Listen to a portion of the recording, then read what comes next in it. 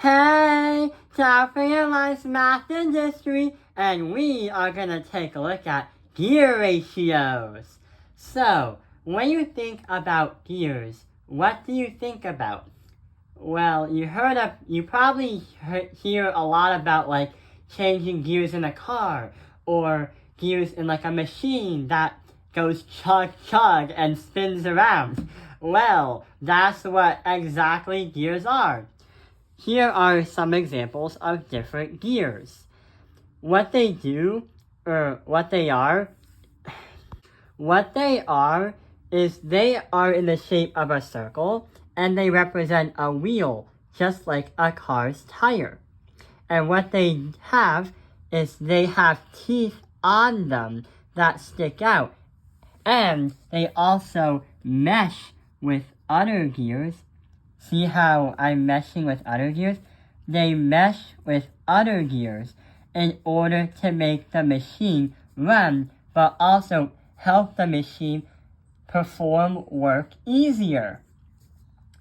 There could be plastic gears, and there could be gears of all different materials. This particular gear actually is made out of metal, and you can see how the material allows the gear to be a lot more stronger.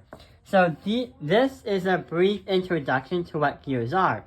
But hang on, what do gears do? So what do gears do? Well, there are 4 main reasons what gears help with and what they do. They transfer energy through rotary motion. That means the gear must spin and turn with another gear in order to transfer energy, just like the cars, just like the engine transferring energy to your car. It can increase and decrease speed and increase and decrease torque. Depending on the arrangement of what gears you have, like we can change up the gears in this case scenario, and we can either decrease and increase a machine's speed or make the machine work with stronger. We can increase and decrease the torque of a machine.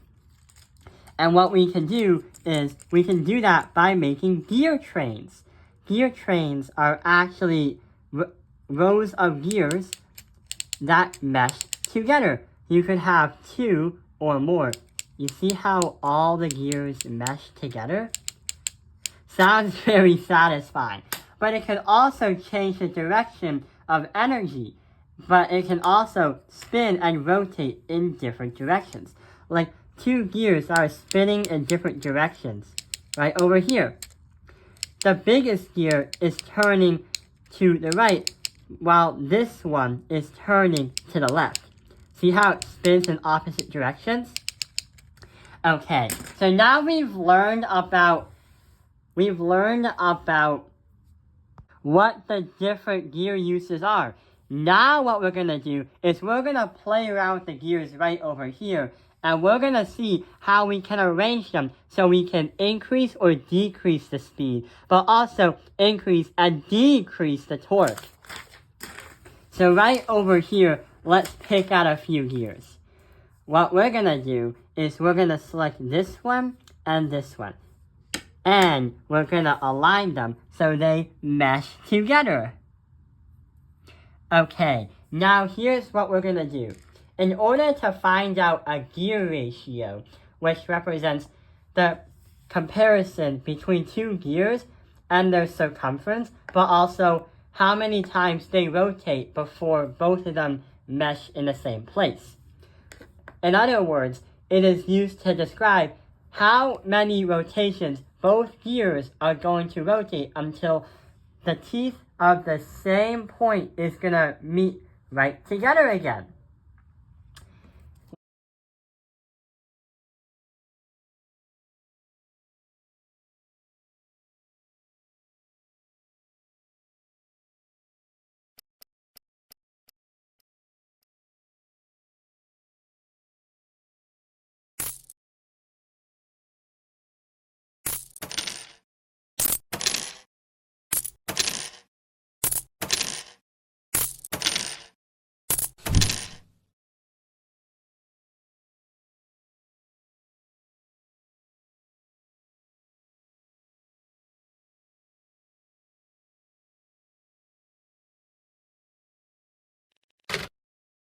I hope this video has helped you understand all about year ratios. Thank you for watching Taoping Airlines Math Industry. Like and subscribe!